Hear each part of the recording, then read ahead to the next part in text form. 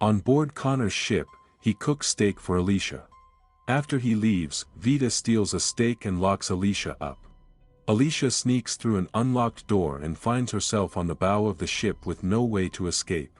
Jack warns her that she cannot roam the ship freely and returns her. Alicia demands to know if her family managed to escape. Jack agrees to find out. On board Abigail, a captive Reed informs Daniel that Connor, his brother, has a dozen men in 5 boats, and he will be looking for him. Daniel lets Chris stand guard at Reed's door. Daniel suggests Madison use Reed's connection to Connor as leverage. They discover Connor's base by scanning the radar for the presence of the fleet. Meanwhile, the trend is coming to life in the wheelhouse. Madison directs Abigail north, but Luis reminds her that they have a short time to cross the border with Mexico. Madison refuses to leave her family. Trend agrees to give her half a day to rescue Travis and Alicia. In Spanish, Luis tells Trend that someone is waiting for them and they need to leave, but Trend replies that he will understand. Luis objects that he only has enough money for 2 to cross the border, and Daniel overhears this. Daniel advises Madison to let Nick and Chris help fight Connor's group and urges her to stop treating them like children. Madison ignores his advice. Meanwhile, Jack instructs Alice to scan their radar for new ships that his people can capture. Travis wakes up in his cell and confronts Alex, who tells him how desperate they were after they were abandoned.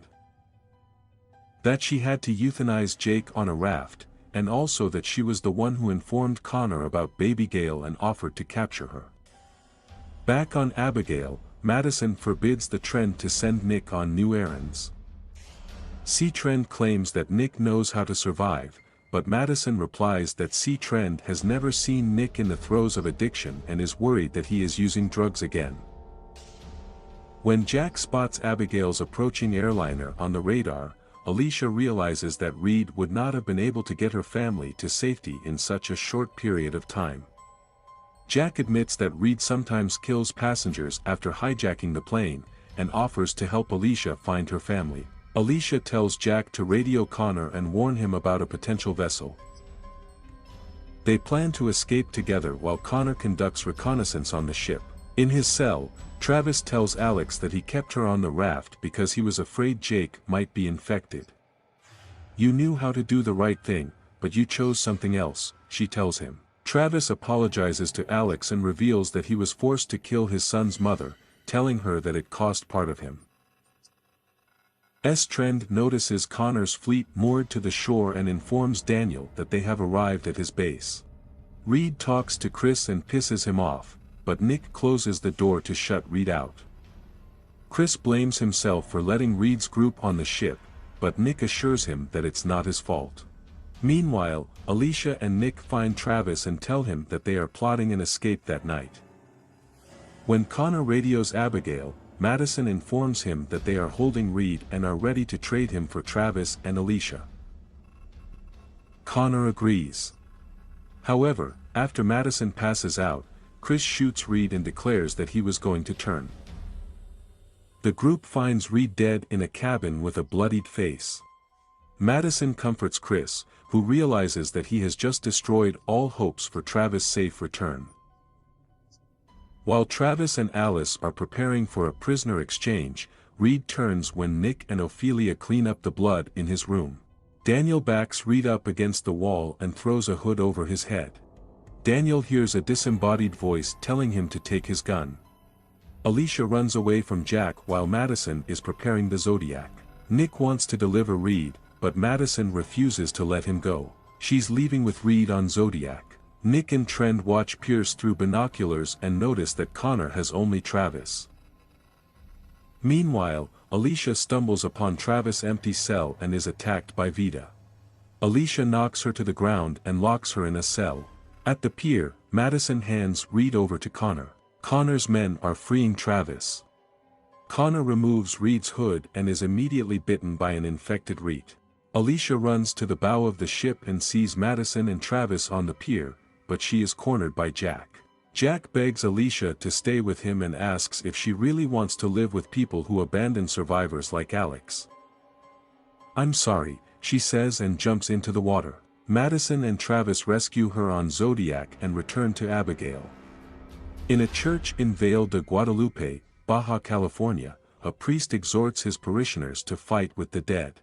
Parishioners take the communion wafers one by one.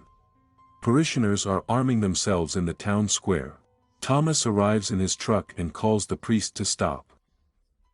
Without defending her, the priest says. Suddenly, the parishioners begin to fall to their knees in the carriage, blood pouring from their eyes. Abigail's ship is approaching the Mexican flotilla guarding the border. Travis checks on Chris, who asks why everyone is mad at him.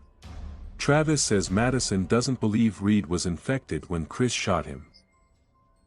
Chris is shocked, he thought Madison was on his side. In the control room, Lewis is preparing to meet with his military on the flotilla and pay for their passage.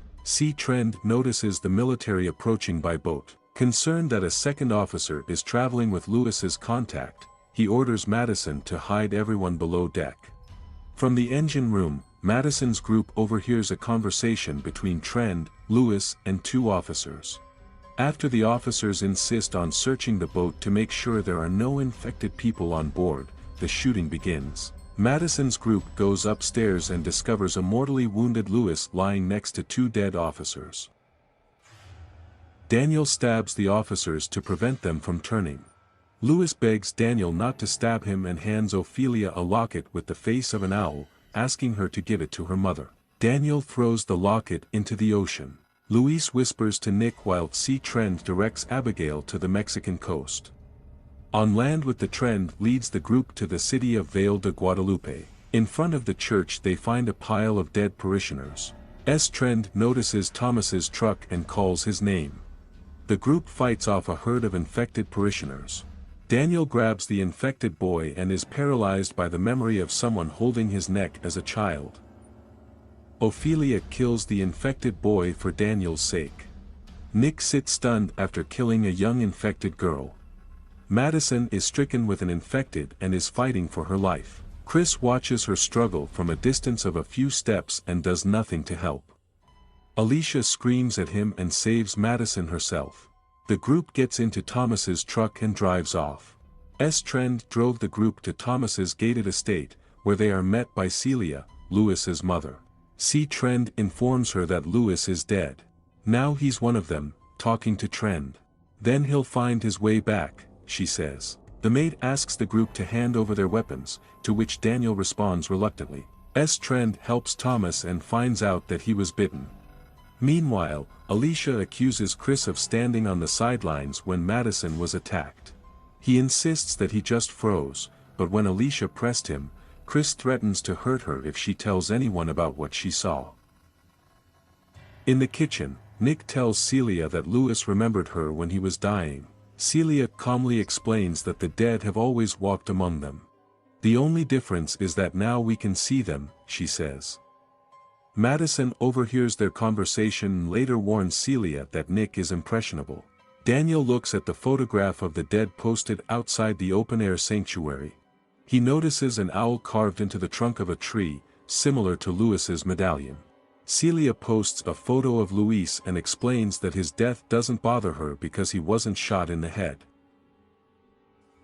When Madison brings food to Thomas and Trend, Thomas asks her to look after Trend when he dies. Later, Ophelia calls Daniel to dinner and finds him sitting on the bed in a daze.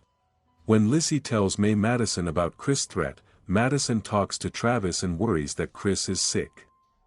Travis defends Chris and angrily asks why Madison isn't giving Chris the same support he always gave Nick. Madison decides to sleep in Alicia's room for protection while Travis sleeps with Chris.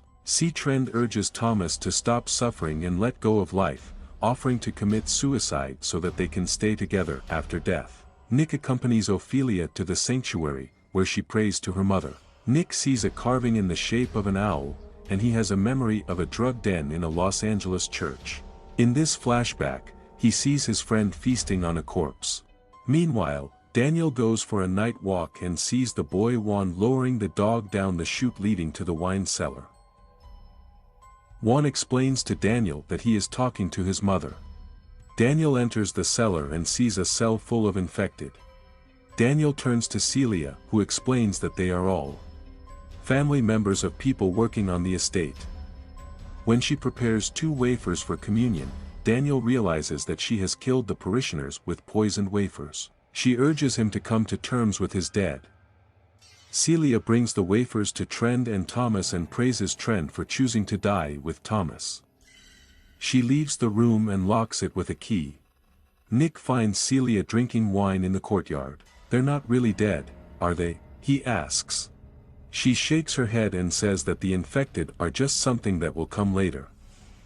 Thomas finally dies, but instead of fulfilling his death pact, Trend searches the drawers in Thomas's bedroom. Meanwhile, Chris wakes up and sneaks into the room where Madison and Alicia are sleeping and notices a knife on the nightstand. As he picks up the knife and stands over Madison and Alicia, a shot rings out, waking them both up. Alicia sees the knife and screams at Chris, who runs away. Strand sits down next to Thomas with a gun. Thomas gets shot in the head.